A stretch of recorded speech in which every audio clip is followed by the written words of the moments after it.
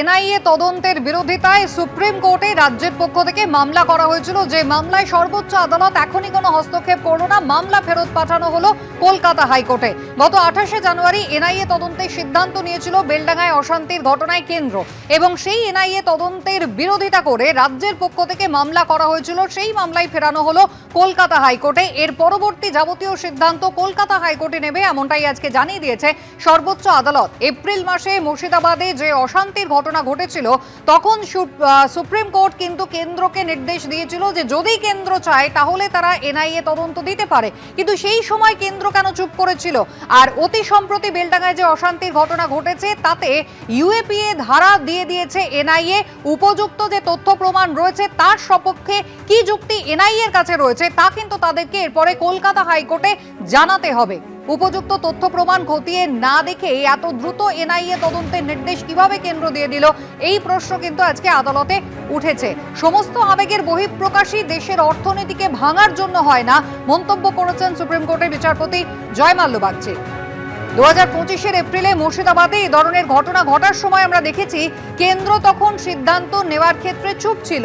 এখানে তারা সব নথি না দেখেই এনআইএ তদন্ত নিয়ে সিদ্ধান্ত নিয়ে নিল, এমনটাই মন্তব্য বিচারপতি জয়মাল্য বাগচির। সৌভিক মজুমদার আমাদের প্রতিনিধি রয়েছেন টেলিফোন লাইনে। সৌভিক, অর্থাৎ এপ্রিল মাসে যে মুর্শিদাবাদে অশান্তির ঘটনা ঘটেছিল সেই সময় কেন্দ্রের যে ভূমিকা, আর এই সদ্য বেলডাঙ্গায় যে অশান্তির ঘটনা ঘটলো তাতে এত দ্রুত কেন্দ্রের এনআইএ তদন্তের সিদ্ধান্ত নিয়ে নেওয়া, কোথাও এটা আজকে সমালোচিত হয়েছে সুপ্রিম কোর্টে।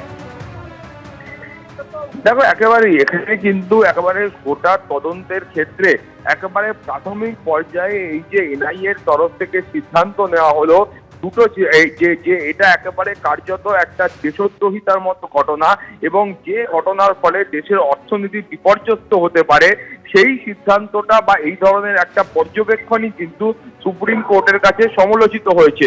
এবং মহামান্য বিচারপতি জয়মাল্য বাগচির মন্তব্য হচ্ছে যে সমস্ত আবেগের বহিঃপ্রকাশই সেটাকে যে একেবারে দেশের অর্থনীতিকে ভেঙে ফেলার জন্য বা দেশের অর্থনীতির বিরুদ্ধে যাচ্ছে এমনটা কিন্তু নয়। এবং তার পাশাপাশি মাননীয় বিচারপতিদের বক্তব্য হচ্ছে, যখন গত বছরের এপ্রিল মাসে এই মুর্শিদাবাদে এই একই ধরনের ঘটনা ঘটেছিল, সেই সময় সুপ্রিম কোর্টের সেই সময় কলকাতা হাইকোর্টের মাননীয় বিচারপতিরা তারা কিন্তু বারবার কেন্দ্রীয় সরকারকে জিজ্ঞাসা করেছিলেন, প্রশ্ন করেছিলেন যে এনআইএ এর বিষয়ে বা এনআইএ তদন্তের বিষয়ে তাদের অবস্থান কি, কেন্দ্রীয় সরকার কি করতে চাইছেন, তারা কি এই ঘটনার সঙ্গে এনআইএ কে যুক্ত করতে চাইছেন নাকি তারা চাইছেন না।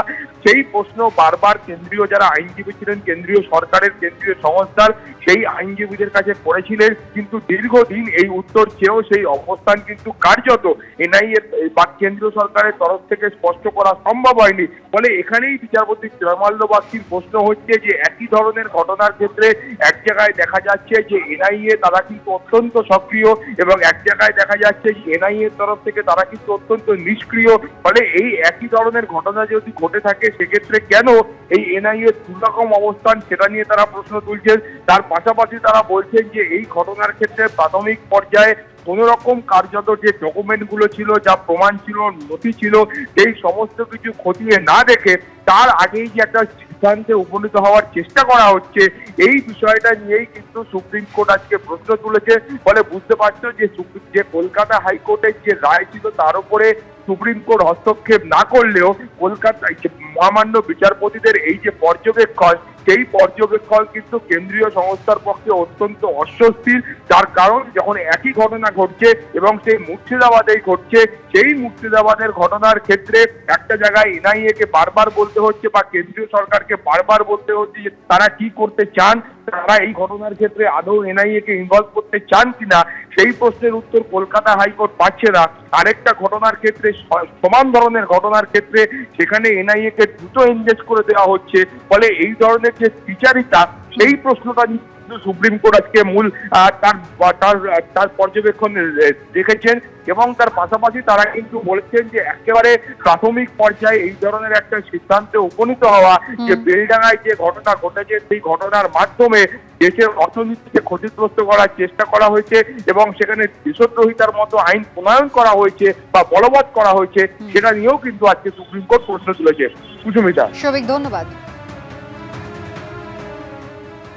অন্যদিকে সরকারি অনুষ্ঠানে বাধ্যতামূলক করা হচ্ছে বন্দে মাতরমের প্রথম 6টি স্তবক। বিজ্ঞপ্তি জারি করেছে কেন্দ্রীয় স্বরাষ্ট্র মন্ত্রক, আর ইতিমধ্যে তার সব রাজ্য সরকারকে পাঠানো হয়েছে। জনগণ মনর আগে বন্দে মাতরম সঙ্গীতের সরকারি সংস্করণ সমবেতভাবে গাওয়া বাধ্যতামূলক। 3 মিনিট 10 সেকেন্ডের প্রথম 6টি স্তবক গাওয়া বাধ্যতামূলক করেছে কেন্দ্রীয় স্বরাষ্ট্র মন্ত্রক। ইতিমধ্যেই তারা বিজ্ঞপ্তি জারি করেছে, যার সমস্ত রাজ্যের সরকারকে পাঠানো হয়েছে। কোন কোন ক্ষেত্রে তা গাওয়া হবে তার তালিকাও ইতিমধ্যেই দিয়েছে কেন্দ্রীয় স্বরাষ্ট্র মন্ত্রক। বিজ্ঞপ্তিতে বলা হয়েছে জাতীয় পতাকা উত্তোলন, কোনো সাংস্কৃতিক অনুষ্ঠানের সময় কোরাসে বন্দে মাতরম গাওয়া যাবে। রাষ্ট্রপতির কোনো সরকারি বা জনসাধারণের অনুষ্ঠানেও গাওয়া যাবে বন্দে মাতরম। মন্ত্রীদের উপস্থিতিতে তাৎপর্যপূর্ণ অনুষ্ঠানেও উপযুক্ত মর্যাদায় বন্দে মাতরমের প্রথম 6টি স্তবক গাওয়া যেতে পারে।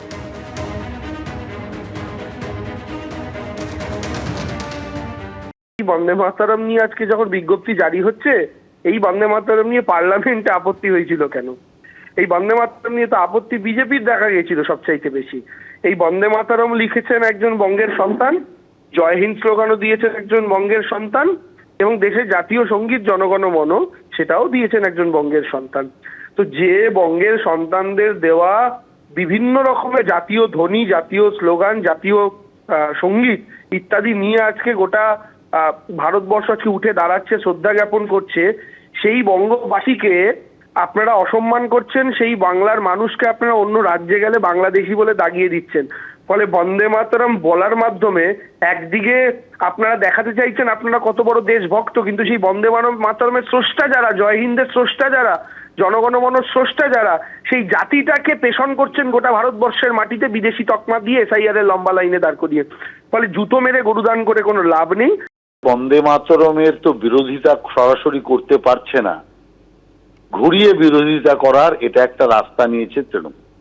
কোথায় বন্দে মাতরম আর তার সাথে এরা তুলনা করছে এসআইআর, তার সাথে তুলনা করছে বিভিন্ন প্রকল্পের টাকা পয়সার ব্যাপার।